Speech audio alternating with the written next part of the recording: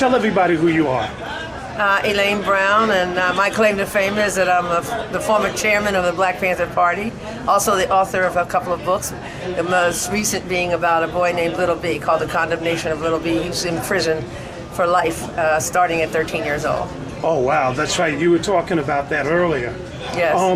That has got to be shocking, considering one of the other things that you've been doing is campaigning for political prisoners. That's right. In particular, Chip Fitzgerald. That's right. For people out there, tell them who Chip Fitzgerald. Let's lace them up so they get educated.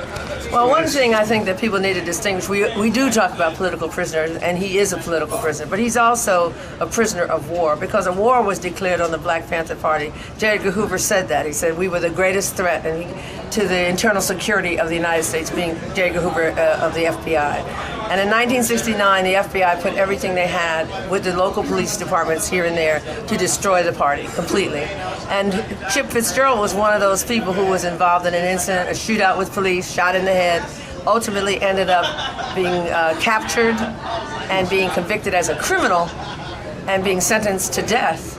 Right. Ultimately released from death row with the general amnesty that the state of California did for that 1 year, and has been spending the rest of his life in prison. It's been 40 years now. But part of it is that every time he's gone before the parole board, which has been 17 times, he's been denied 17 times, they always bring up his Black Panther past. So this is not about a crime, this is about a political agenda that the board has and that they have with this man, as others. But he's not going to get out if it's just up to the board. That's why we have to do everything we can to change the dynamic so he can eventually not die in prison but come out a free man. For people who want to get more information on Chip Fitzgerald, where would you suggest that they go? Well, we have a website, freechip.org. Pretty easy to find. Even Google his name, Chip Fitzgerald, you'll probably be the first hit probably. And we have a lot of activity going on.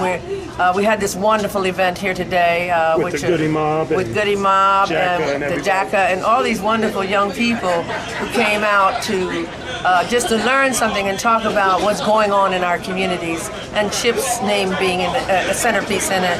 And Camille Bell and the Ankh Productions allowing us opportunity to make a little money for Chip's defense and for his medical needs, which he does have severe medical needs. Let me ask you this as you get ready to go. When you say Cointel-Pro and a war launched on the Black Panthers, what sort of things were they doing to you guys that we need to be aware of? Well, Cointel-Pro, which was a program of the FBI called Counterintelligence Programs, Cointel-Pro, they had existed and they had gone against other groups, and of course they were certainly responsible for spying on Martin Luther King, if not connected to his death. But the Cointel-Pro said that they were there to disrupt, destroy, or discredit the Black Panther Party. So they did things like tell people in the party, oh, we think this person is a police informant.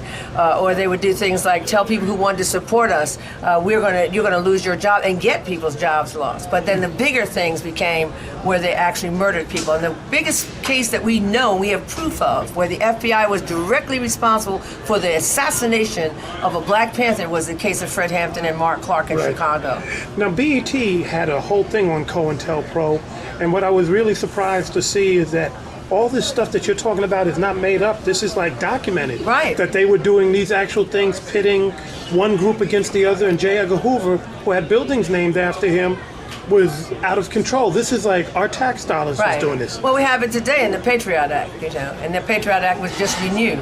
And so this allows for government spying, for what purposes we don't know, to do covert operations, that's what it was called, so that, in other words, it exists outside of the regular laws, so that things are done. Now, the LAPD, for example, was in sync with the FBI, and when the LAPD, which was proven to be one of the most violent police forces in America, they formed a SWAT team just to get rid of the Black Panther Party. They will tell you that. This is not Elaine Brown with the Black Panther conspiracy theory. Right. This is, if you call the SWAT team of Los Angeles, they were the first one in the country. They set the pattern for SWAT assaults on people. Right. And on their insignia, they have 41, and that stands for 41st and Central, where they assaulted our officers there. Yes. And then lastly, we've been talking about the birth of hip-hop and looking at some of the original gangs that came out of the destruction of the Panthers, like the Black Spades in New York, the Ghetto Brothers that were influenced by the Young Lords, and Crips and Crips, Bloods in right. LA.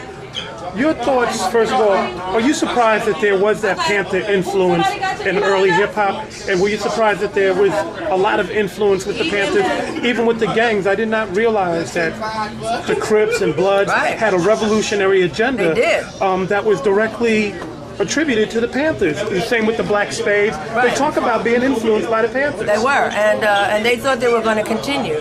But you see, remember, we have to also talk about the biggest thing that happened to all of us was the inundation of black communities with a lot of cocaine under the after Iran-Contra, and in connection in the mid to late 70s. Suddenly there was all this cocaine in Oakland, in LA, in Miami, in Atlanta, and so forth. And that money coming in began to transform the agenda. There was so much money that could be made from selling this new, cheap product. And so I think that had a lot to do with how the gangs were reintroduced. Also, the LAPD was known to go over here and shoot somebody, literally, in X neighborhood, and then come over on the other side and tell that person that they were shot by them. This is not a joke. This stuff happens, and it continues to happen. Wow. That where you pit one group against another, and they just up the ante a little bit. So when they talk about black on black crime, some of that was police on black and police on black, and then everybody thought, oh, the way you instigate that kind of thing, it's the old divide and conquer, and we have bought into it, sadly. But yes. Love you, man. And they certainly did start out with a revolutionary agenda, many of them, but they lost their way because of money and because of the infiltration of drugs and police activity that pitted us against each other. And I think that's what we have not examined in terms of why so many people are killing each other. Same thing in the prison systems. They'll tell somebody, oh, that's the black guerrilla family. We don't even know who the black guerrilla family. They will put a gang label on you in a minute. Oh, this is the Mexican mafia, whatever, all those different things. And they have that stuff there. Then they'll separate gang people and say, he's a gang person. Then they'll put you in the yard together and all that kind of thing. So it goes on. There is every effort by the government of this country to keep blacks and browns fighting each other and internecine violence. Well, we appreciate that. We're going to keep the word about Chip Fitzgerald out. I appreciate it. And we're glad that you shared this information. Oh, thank you so much. About Cointel-Pro. Power to the people. Peace. Thank you.